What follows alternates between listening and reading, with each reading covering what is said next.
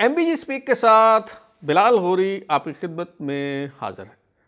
अफवाज पाकिस्तान में तरक्कियों, तैनातियों और तबादलों की अहम तरीन खबर जो दीगर खबरों के शोर में दब गई, मेरे ख्याल में बहुत अहमियत की हामिल है, क्योंकि यूँ महसूस हो रहा है जैसे नक्शे कुहन मिटा दिया गया है। साबिक army chief general Qamar Javed Bajwa के दौर की आखिरी निशानी corps commander Quetta lieutenant general Asif Ghafoor को खुडे लाइन लगा दिया गया है और यूँ महसूस होता है कि जैसे मौजूदा army chief general Asim Munir की मामलात पर जो गिरफ्त है वो बहुत मजबूत हो चुकी है, क्योंकि अब लाहौर, गुजरांवाला, रावलपिंडी, पेशावर, कराची, कोयटा जितने भी कोर कमांडर्स हैं, ना सिर्फ वो उनके लगाए हुए हैं बल्कि दीगर जो अहम तरीन ओहदे हैं, जो स्टाफ पोस्टिंग्स हैं, जो GHQ में अहम तैनातियां हैं, इन तमाम ओहदों पर मौजूदा army chief general Asim Munir के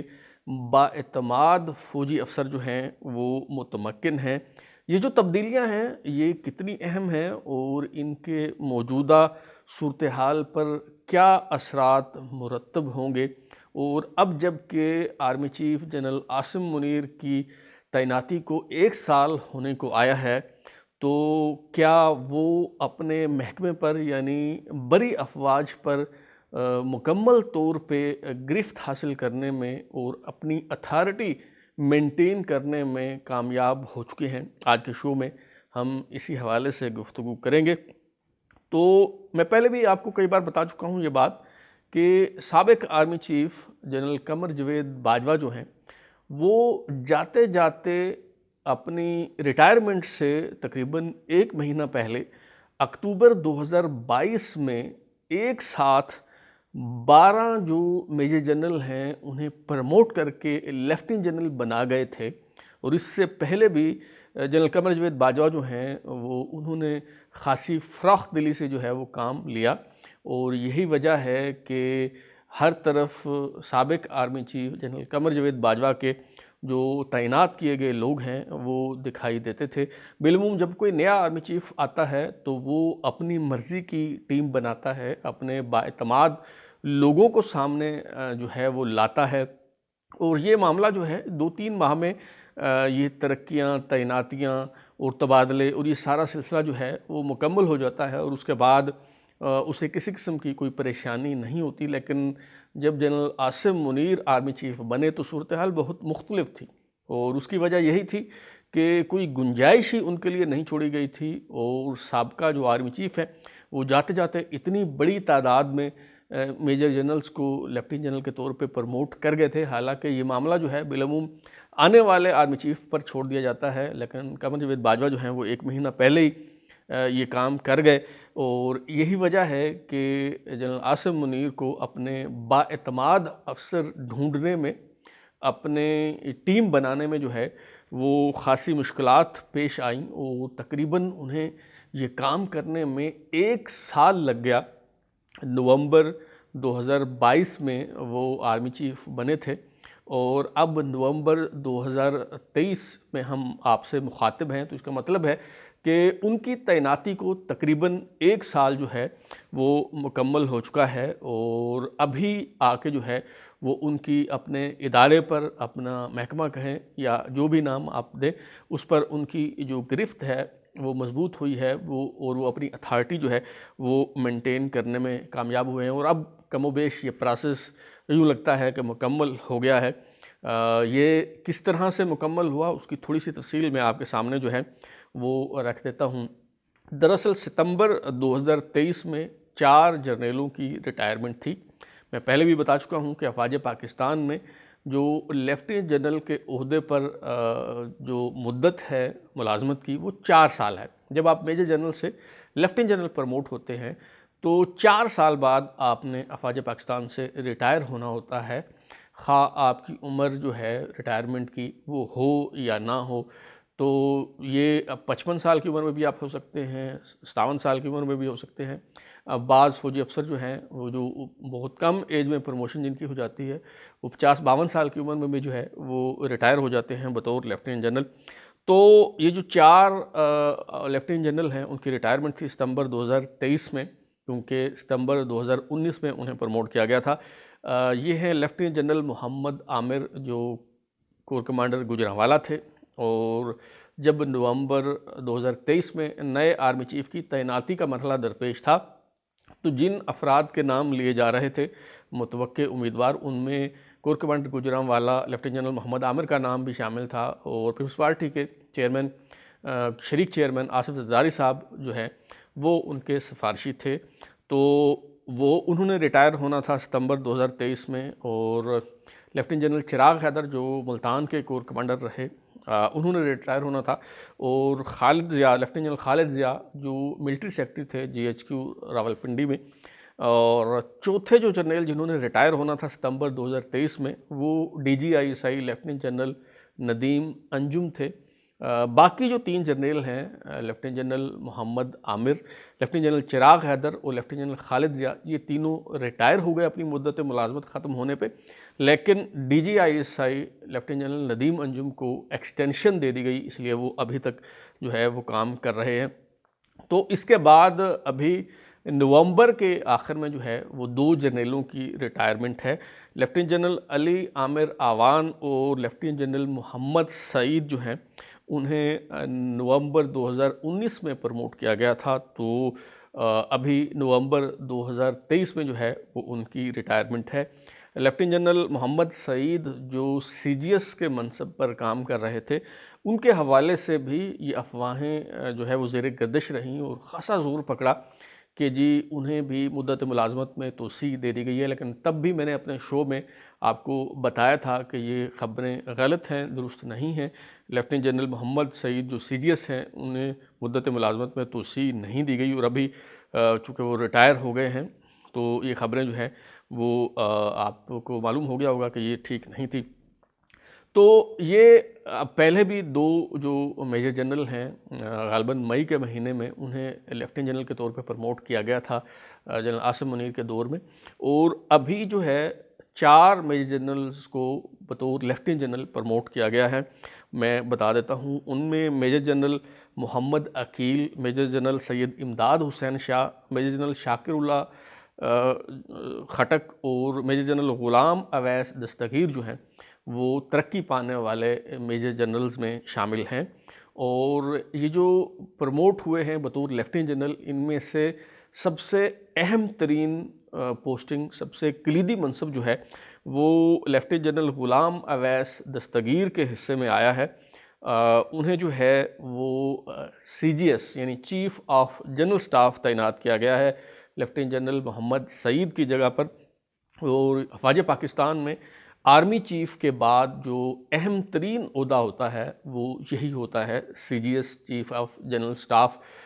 तमाम तर जो अख्तियारात हैं आर्मी चीफ़ के बाद वो CGS के पास ही जो है वो होते हैं, और पूरी फ़ौज का निज़ाम जो चलाने की ज़िम्मेदारी है वो CGS के पास होती है। तो जो नए CGS हैं लेफ्टिनेंट जनरल ग़ुलाम अवैस दस्तगीर, ये बतौर ब्रिगेडियर मालाकंड डिवीज़न में तैनात रहे हैं, और बतौर मेजर जनरल जो हैं ये DGMO यानी डायरेक्टर जनरल मिलिट्री ऑपरेशंस रहे हैं GHQ में, और इसके अलावा GHQ में DG पर्सपेक्टिव प्लानिंग सेल भी ये रहे हैं लेफ्टिनेंट जनरल ग़ुलाम अवैस दस्तगीर। और गुजरांवाला में आर्मर्ड डिवीज़न को इन्होंने जो है वो कमांड किया है। एक और काबिल ज़िक्र बात यह है कि ये जो FATF की ग्रे लिस्ट से पाकिस्तान को निकालने का काम था, हुकूमत पाकिस्तान ने इस हवाले से खिदमात सर अंजाम देने की वजह से इन्हें सितारा इम्तियाज़ भी जो है वो दिया है। तो अब इन्हें लेफ्टिनेंट जनरल प्रमोट करके फ़ौज पाकिस्तान का CGS बना दिया गया है। लेफ्टिनेंट जनरल मोहम्मद अकील की अगर बात करें तो उन्हें तरक्की देने के बाद IG communication and information technology तैनात किया गया है। लेफ्टिनेंट जनरल मोहम्मद अकील जो हैं वो नार्दर्न लाइट इन्फेंट्री से हैं। स्ट्रेटजिक प्लान्स डिवीजन्स में ये DG तैनात रहे हैं, और जो मैकेनाइज्ड डिवीज़न है फ़ौज पाकिस्तान का अमलीर कराची में, उसके ये जनरल ऑफिसर कमांडिंग रहे हैं। और लेफ्टिनेंट जनरल शाकिरुल्लाह खटक जो हैं, जो जिन्हें अभी मेजर जनरल से लेफ्टिनेंट जनरल प्रमोट किया गया है, उन्हें चेयरमैन हैवी इंडस्ट्रीज टेक्सला तैनात किया गया है। आईएसआई में ये डीजी रहे हैं, यानी डीजी एनालिसिस। और वज़ीरिस्तान में जो 7वां डिवीज़न है अफवाज पाकिस्तान का, उसके जीओसी भी ये रहे हैं। और अगर हम बात करें सैयद इमदाद हुसैन शाह की, लेफ्टिनेंट जनरल सैयद इमदाद हुसैन शाह, जिन्हें मेजर जनरल से लेफ्टिनेंट जनरल बनाए जाने के बाद लेफ्टिनेंट जनरल मोहम्मद आमिर जो रिटायर हो गए हैं, उनकी जगह पे कोर कमांडर गुजरांवाला तैनात किया गया है। तो ये भी आईएसआई में डीजी एनालिसिस जो है उसके तौर पे काम करते रहे हैं। उकाड़ा में इन्फेंट्री डिवीजन को भी जो है इन्होंने कमांड किया है। और अब सैयद इमदाद हुसैन शाह जो हैं वो कोर कमांडर गुजरांवाला तैनात हो चुके हैं।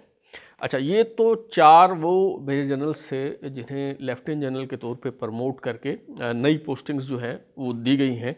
लेकिन सबसे जो अहम तरीन ख़बर है वो ये है कि कोर कमांडर कोयटा, जिसे कमांडर सदरन कमांड भी जो है वो कहा जाता है, लेफ्टिनेंट जनरल आसिफ गफूर, उनका तबादला कर दिया गया है और उन्हें एनडीयू यानी नेशनल डिफेंस यूनिवर्सिटी का प्रेसिडेंट तैनात किया गया है।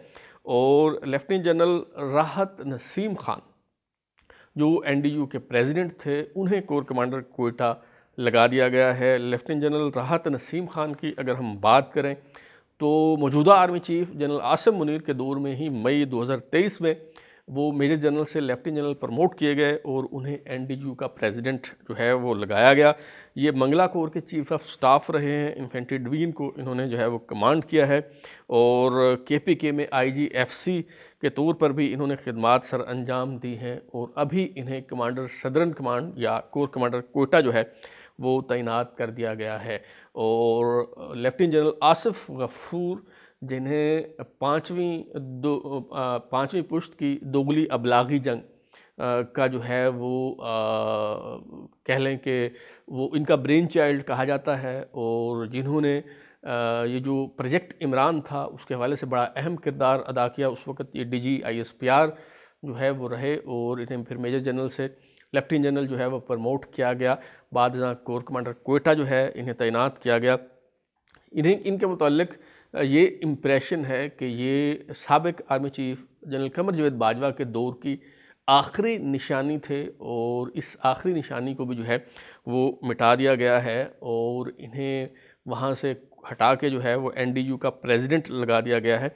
अब इस पर कुछ जो दिफाई तज्ज़िया निगार है उनका ये ख्याल है कि जी रिटायरमेंट से पहले रिलैक्स करने के लिए और इन जर्नलों के तजर्बात से फ़ायदा उठाने के लिए जो है वो उन्हें एनडीयू का प्रेसिडेंट लगाया जाता है। मेरा ख़्याल है कि दिल के बहलाने को ये ख़्याल अच्छा है, वरना अदरवाइज़ ये जो पोस्टिंग है एक कोर कमांडर को उठा के अगर आप एनडीयू का प्रेसिडेंट जो है वो लगा दें तो इसे खुडे लाइन लगाना ही कहा जाता है। क्योंकि आपको याद होगा कि जनरल हमीद गुल मरहूम जब कोर कमांडर मुल्तान थे और उन्हें वहाँ से हटा के चेयरमैन हैवी इंडस्ट्रीज टेक्सला तैनात किया गया तो उन्होंने इसे अपनी सुबकी जाना, तौहीन गर्दाना और उन्होंने चार्ज लेने से इनकार कर दिया और यही वजह है कि उन्हें अफवाज पाकिस्तान से जो है कबल अज़ वक्त रिटायर कर दिया गया था।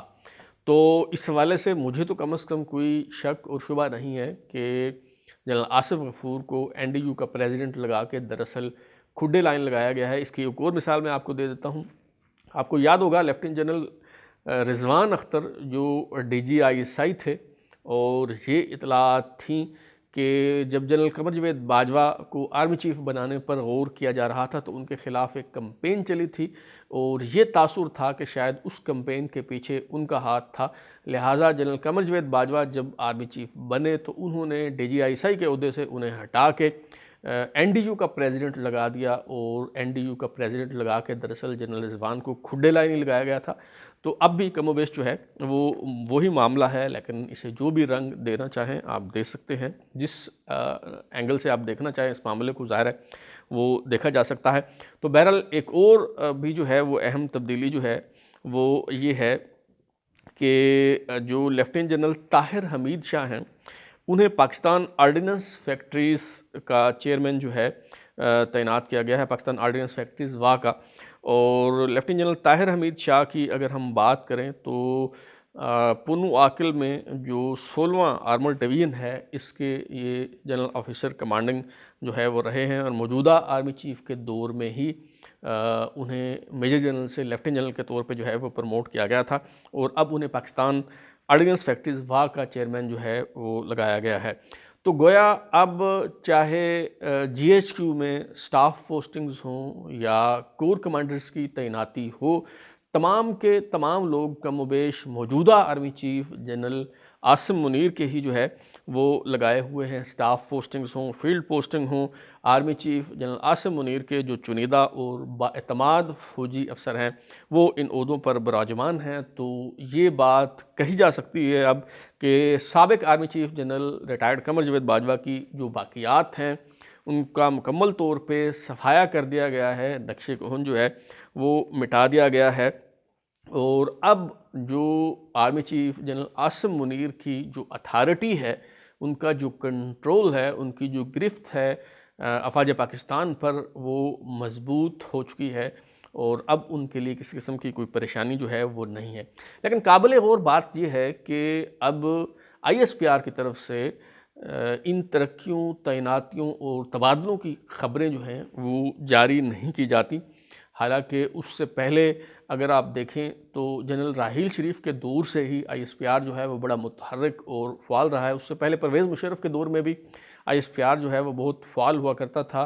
फिर जनरल कियानी के दौर में हमने देखा कि ISPR इतना फ़ाल नहीं रहा, लेकिन जब राहील शरीफ आर्मी चीफ़ बने तो जनरल आसिम सलीम बाजवा जो उस वक्त DG ISPR थे, उन्होंने इसको एक नई जहत बख्शी ISPR को और इसकी जो दायरा है वो बहुत वसी हो गया। और फिर अगेन जब जनरल कमर जावेद बाजवा जो है वो आर्मी चीफ बने तो उनके दौर में भी जो है वो DG ISPR ख़ासे मुतहर्रिक और फ़ाल हुआ करते थे। जनरल आसिफ गफूर ने जो है वो जनरल आसिम सलीम बाजवा को भी पीछे छोड़ दिया और ISPR जो हर हवाले से हर मामले पे जो है उनकी ट्वीट्स आती थी, वो इंटरव्यूज़ दिया करते थे, ब्रीफिंग्स होती थी और हर तरफ ISPR जो है वो छाया हुआ था। तो अफवाज पाकिस्तान का ये जो महकमा ताल्लुकात आमा है, उसे ज़ाहिर है कि सियासी मामलात में नहीं घसीटना चाहिए, उसे सियासी मामलात पर तबसरों से गुरेज़ करना चाहिए, DG ISPR को ट्वीट्स नहीं करनी चाहिए। लेकिन ये जो मामूल की तरक्कियां हैं, तैनातियां हैं, तबादले हैं, जो ख़बरें हैं, मेरा ख़्याल है कि इस हवाले से पॉलिसी पर जो है वो नज़रसानी करनी चाहिए, क्योंकि जब आप ये ख़बरें जारी नहीं करते तो उसके नतीजे में फिर क्या होता है कि अफवाहें गर्दिश करती हैं, झूठी ख़बरें जो हैं वो लोग फैलाते हैं। और ज़ाहिर है कि अफवाज पाकिस्तान जो है वो कोई खुफिया इदारा तो नहीं है। अगर कोई खुफिया इदारा हो तो उसको अगर मख्फी रखा जाए, पोशीदा रखा जाए और उसकी पोस्टिंग जो है वो उसको अगर पब्लिक ना किया जाए तो बात समझ में आती है। लेकिन पाकिस्तान की बड़ी अफवाज जो है वो उस ट्रांसफ़र, उसकी पोस्टिंग्स को जो है वो इस तरह से उस पर पर्दा डालना, इसकी कोई मंतक मासिवा इसके समझ नहीं आती कि जिस तरह मौजूदा army chief general Asim Munir की तैनाती के वक्त एक कंट्रोवर्सी पैदा हो गई थी और ये स्पेकुलेशंस हो रही थी, ये बातें हो रही थी कि मौजूदा आर्मी चीफ जो हैं वो कब उन्हें जो है वो लेफ्टिनेंट जनरल प्रमोट किया गया था, कब उन्होंने रिटायर होना है। और फिर ये कहा गया कि जी वो 29 नवंबर को आर्मी चीफ के तौर पे चार्ज लेना होता है और 29 नवंबर से पहले अगर किसी की रिटायरमेंट है तो उसका नाम आर्मी चीफ के तौर पे कैसे उस पर गौर किया जा सकता है। तो इस तरह की बातें जो हैं वो होती रहीं। तो शायद उसी बात को मद्देनज़र रखते हुए अब ये पॉलिसी अपनाई गई है कि जी दोबारा इस तरह की कंट्रोवर्सी पैदा ना हो, तो इसलिए मामूल की ख़बरें भी जारी करने से जो है वो गुरेज़ किया जाए। इस मामले को इतना खुफिया रखा जाए कि किसी को किसी किस्म की कोई भिनक ना पड़ सके, खा कोई इन्वेस्टिगेटिव जर्नलिस्ट ही क्यों ना हो, जब उन्हें पता ही नहीं होगा कि किस जनरल को कब प्रमोट किया गया और कब उसकी रिटायरमेंट की डेट है, आया वो रिटायर हुआ है या उसको एक्सटेंशन दी गई है। जब इस तरह की ख़बरें जो हैं वो दस्तयाब नहीं होंगी तो स्पेकुलेशंस भी नहीं होंगी और उस पर जो है वो बात भी नहीं हो सकेगी। शायद यही पॉलिसी जो है, यही सोच जो है उसके तहत ये तरीका अख्तियार किया गया है कि ISPR अब जो मामूल की ख़बरें हैं वो भी जारी नहीं करता। लेकिन उससे क्या फ़र्क पड़ता है। ज़ाहिर है सिर्फ जो पाकिस्तान के बेचारे गरीब से सहाफ़ी हैं वो तो नज़र नहीं रखे हुए, पूरी दुनिया की जो है वो नज़रें होती हैं इन मामलात पे। अगर आप पाकिस्तानी मीडिया से ये बात चीज़ें छुपा लेंगे तो इंटरनेशनल मीडिया को आप कैसे जो है वो रोक पाएंगे। तो मेरा ख्याल है कि इतना भी जो है वो बैकग्राउंड में नहीं जाना चाहिए, इतना भी मख्फी नहीं रखना चाहिए मामलात को। हाँ, सियासी मामलात पे बात नहीं होनी चाहिए। ISPR अपने दायरा कार तक, अपने मैंडेट तक जो है वो महदूद रहे, लेकिन ये जो मामूल की खबरें हैं वो जारी होनी चाहिए। अब तक के लिए इतना ही। बिलाल हुर्री को इजाज़त दीजिए, फिर मुलाकात होगी। अगर आपको हमारा शो पसंद आया तो इसे लाइक करें, कमेंट करें, शेयर करें और हमारा चैनल सब्सक्राइब करने के बाद बेल आइकन यानी घंटी ज़रूर दबाएं ताकि आपको नई वीडियोज़ के नोटिफिकेशन मिलते रहें। बहुत शुक्रिया।